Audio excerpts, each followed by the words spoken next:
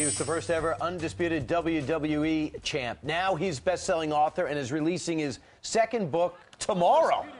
Former WWE wrestler and author of the new book, Undisputed, How to Become the World Champion in 1,372 Easy Steps.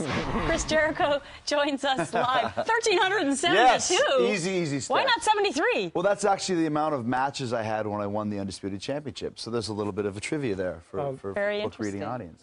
Chris, what's the message in your life story that people should take from it?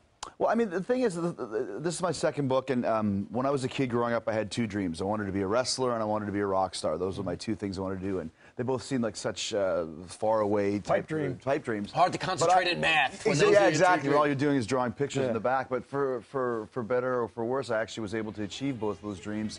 So this is kind of A, if you want to do something, you can do it, and B, what happens when you actually achieve that dream? Is it all you thought it was going to be? Like when I first got to the WWE, it wasn't exactly the most easy time, so you have to kind of reinvent yourself, and even though you're there and you've made it, we're here on Fox News, now we have to do something that's entertaining and keep people into it. So it really is kind of a double-sided message. Well, obviously there are a lot of fans. We've got the story this morning about this guy who's on a subway, and he simply has been a fan of the UFC and wrestling, professional wrestling, for 20 years. That's the guy right there, Joe Lazito. We're going to have him with us very shortly.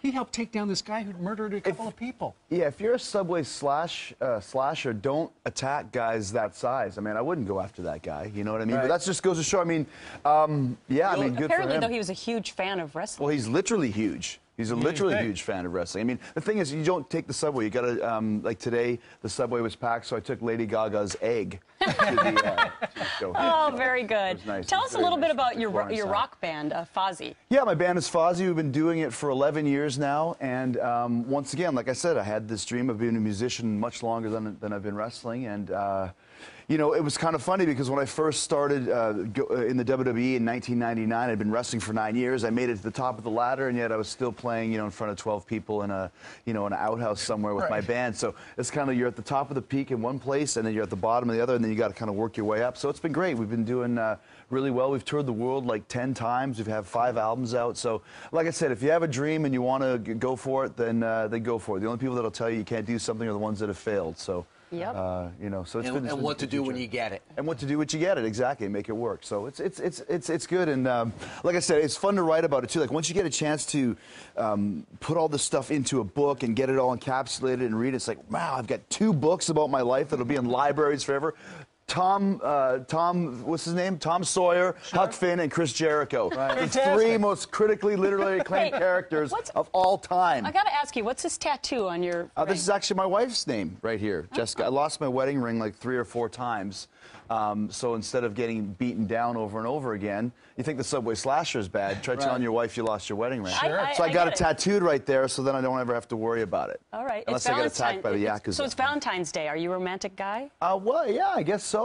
You know, that's the thing about being on the road. You kind of have to adapt, and because I have this whole tour, my wife She's probably watching right now. I hope she is. Yes, happy Valentine's Day here in camera 3. I love you. There we go. Chris, guess what Brownie you get? Points. You guess what? You can bring home flowers from our set to your lovely wife. Go ahead. Perfect. Fantastic. Just edit this part out in post, and then I'll get home and say, I just bought these lovely flowers. Beats going to 7-Eleven and wait online. Exactly. Those stands on the side of the road. Right. That's what we have in Florida. Good luck on I'm not your giving book. these back, by the way. No, Okay, fine. Take them. I'm taking them. Okay, thanks. Just go. Yeah, go now. Yeah. Good. All right, there you go. Good luck on your book. It's called Undisputed. All right. Yes, thank you very much, guys. Always a pleasure. Thanks.